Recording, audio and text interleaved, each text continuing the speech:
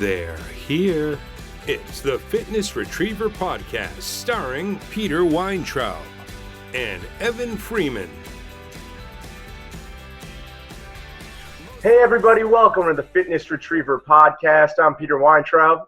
And I'm Evan Freeman. And Evan, what are we talking about today? Well, today we are talking about ketosis. Sounds sexy.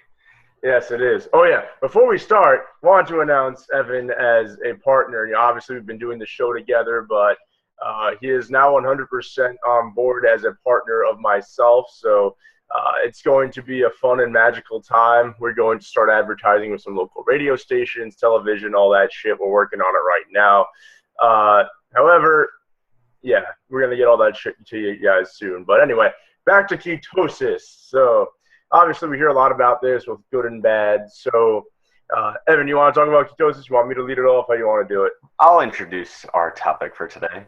Go for it. Right. Ketosis is basically when your body has switched from using glucose or carbohydrates as fuel and instead makes it into fat. So instead of using carbs as fuel, it makes you into a potato person. Yeah, kind of, sort of, yeah. The main reason why we recommend a macro breakdown of fat, carbs, and protein in the order of 60 to 70% fat in your diet, 20 to 30% protein, and 0 to 10% carbs. Yeah.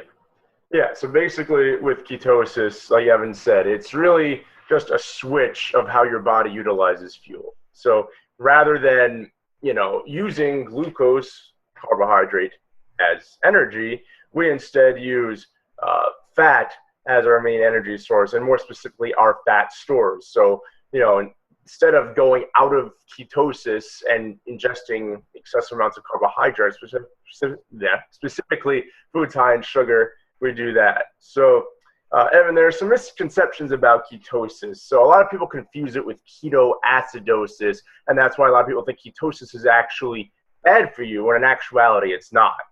Oh, these are two completely different things. Ketoacidosis is when your kidneys fail. Yeah. Excessive amounts of protein. These two things are completely unrelated. They have absolutely nothing to do with each other. Right. Ketoacidosis is actually most common in people with type 1 diabetes. Diabetes. And, that's why I always tell people, people always ask me, how much protein should I have? I'm like, you got to be careful. You don't want to overdo it. These protein shakes that they make with these 40 grams of protein, you don't really need that if you're eating protein in your diet. So right. You really do have to watch out for ketoacidosis. It's a real thing. Yeah. And it's not good. No. But that's why you want to balance it out. You want to make sure that most of your diet is coming from dietary fats. Yeah, absolutely. Yeah. It's really hard to get ketoacidosis. If you're a type 1 diabetic, obviously you're more susceptible to that. But when you're a diabetic, you're susceptible to a lot more things than most people are. But yeah, if you're keeping that macronutrient breakdown Evan talked about earlier, the 60 to 70% fat, 20 to 30% carb, and 20 to 30% protein, and 0 to 10% carbs, you're much less likely, and in fact, I don't even think it's possible, unless you're an extremely large person, to be able to consume enough protein to enable you to have ketoacidosis. So there's nothing to worry about here, and in fact, there are a lot of scientific studies that show that ketosis is actually beneficial, not just to your body and your body's composition in terms of boosting your metabolism, burning your fat stores as your energy source, so you have more energy sustained throughout the day. You're not as hungry all the time, and also you can just think more clearly. And as someone who actually uses an app like MyFitnessPal, not to track my calories, because as we said on many shows, Evan, calorie counting is bullshit. 100% bullshit. Yeah, I track my macronutrient ratios to make sure that A, I have more fat than anything else, protein second, carbs third, and I really try to keep my carbs low and keep my fat intake up within the ranges that we talked about. Yeah, it's about having a balanced diet. If you think about the food pyramid is a terrible, terrible thing. Yes. It's actually a good reference, because if your body is set up like the food pyramid is set up, you shouldn't be eating that way. You should be eating the opposite. Right. In order to be balanced. Right. So you do want your body wants to be balanced. You want to be in, harmony, for all that hippie bullshit. Harmony. But really, you do want to balance everything out. So if your body has naturally deficient in something, you need to consume it. If your body is saturated with something, you don't need to consume it. Right. Yep. Yeah, and that's exactly right. And a lot of people today, due to the increase over the last 60 years in obesity, type 2 diabetes rates, among other things, diabetes. It's due to the oversaturation of glucose in our bloodstream, people becoming insulin resistant, a lot of that being stored as fat because, like we talked about in the last show, Evan, you can work out as much and as hard as you want, but you're not going to burn nearly enough calories to offset ingesting starch and sugar all the time. It's just not possible physically, mathematically, and spiritually. I don't know what spirituality has anything to do with this. So it has everything to do with everything, Peter. Yeah, I guess so. So we should aim, so again, just to reiterate, why should we aim for some level of ketosis versus, sticking with what we're told to do from the food pyramid or whatever and go with glucosis? Well, obviously, if you're trying to lose weight, you want to burn your fat stores. Mm-hmm. They don't just disappear. They don't just magically walk off in the middle of the night. This isn't fucking Doctor Who, okay? That shit doesn't happen. No. So you need to get rid of them somehow, and ketosis is the way that you get the fat off your body by burning it. Right. Absolutely. Not by going to McDonald's and drinking Diet Coke with your goddamn Big Mac. That's not how you do it. It's not how it works. Right. Yeah. And just from a genetic perspective, a lot of people like to blame genetics on their misfortunes with their health, whether it's obesity, type 2 diabetes, heart disease, shit like that. But we were designed to run on some form of ketosis and lipolysis, which is running on your fat stores more specifically. If you think about our ancestors, and evolution takes millions of years. Humans have barely been on the planet a million years. We've barely evolved since, the first real Homo sapien walked the face of the earth.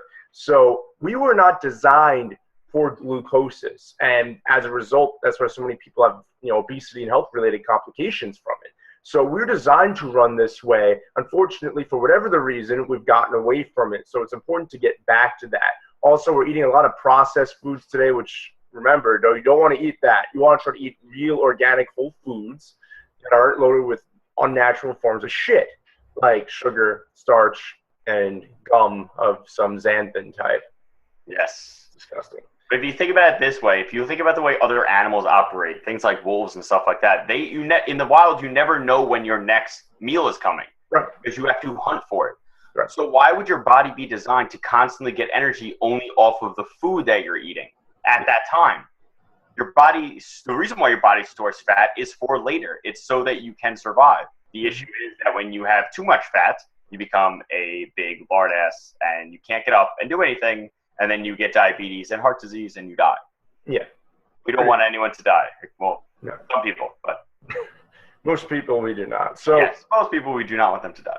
Yeah, so basically it's that same principle, guys. If you learn anything in school about human, history, hunter-gatherer. So, hunters would go out, I'd hunt all day. They come back towards the evening with the game, and then they divide it up amongst the village. And like Evan said, especially during months like the winter, and that was around the time that people fattened up back then because they really didn't know when their next one was coming. It could be weeks before they got any game or anything coming in. So that was when they put on weight. But for the most part, they ate once, maybe twice a day. They might snack on berries, nuts, or whatever was grown in their region, but it's primarily game, and that's kind of how it is. So guys, moral of the story, do what we tell you, and then you won't suck. Just kidding. But yeah, ketosis is a good thing. It's not a bad thing. It's very beneficial to your health. A lot of people have trouble with it initially because of their addiction to sugar and grains. But the good news is you can get off of it and you can live a much healthier, more sustainable lifestyle. Yes, I don't want to clear something up. We're not trying to make anyone feel bad if you are overweight. We are trying to help you live a better life. Mm-hmm. Everyone always has excuses. Oh, it's genetics. It's this, it's that. I've spoken to several people that I know, and they claim it's genetics. And then I watch what they eat, and they eat in McDonald's 3 times a week. Mm-hmm. It's not just genetics. Yes, genetics can play a part in certain body types, certain, your metabolism rate, stuff like that. But there's nothing, unless you are literally laying in a bed and you have some insanely weird medical condition, you can lose weight. Yes, absolutely. And to that point, Evan, I think we've talked about this on previous shows too, there's something called epigenetics, which is basically your ability to change your genes. So even if your genes do play a role, let's say your family history is more susceptible to heart disease or being overweight or type 2 diabetes or whatever it is, you can change that by altering your lifestyle, by being more active, and also by eating with proper nutrition, and that's something we're trying to impart. So yeah, definitely don't feel bad. If you're nowhere near what we're telling you to do, that's fine. But, take knowledge when you get it and utilize it so that you can better yourself, better your health. And if you have kids or, significant other or family members, people that you need to support, the only way that you're going to be able to do that to the fullest is if you're in the best health. If your health is suffering, if you're overweight, that's an issue. So all in all. And maybe you should feel bad if that's going to motivate you. But we're not trying to, it's not our goal here. Our goal is to give you the tools to live a better lifestyle. Yeah. Absolutely. So moral of the story, guys, ketosis is not a bad thing. A lot of people confuse with ketoacidosis. Ketoacidosis is a bad thing. Very difficult to get unless you're a type 1 diabetic and you overconsume protein up the ass, which we never have recommended you. You should never consume protein up your ass. It goes in your mouth. Yes. Okay. So many issues with that. Yeah. So, guys, feel free to tweet at us at FitRetriever. Unfortunately, Twitter does not allow us to fit our whole company name in there, which pisses me off. We're on Twitter. Yeah, we're on Instagram at FitnessRetriever. They've let us put it in. Facebook, facebook.com/FitnessRetriever. Or you can visit our website. That's probably the best place at www.fitnessretriever.com. For that, I'm Peter Weintraub. And I'm Evan Freeman. And we'll talk to you guys next time. Have a good one.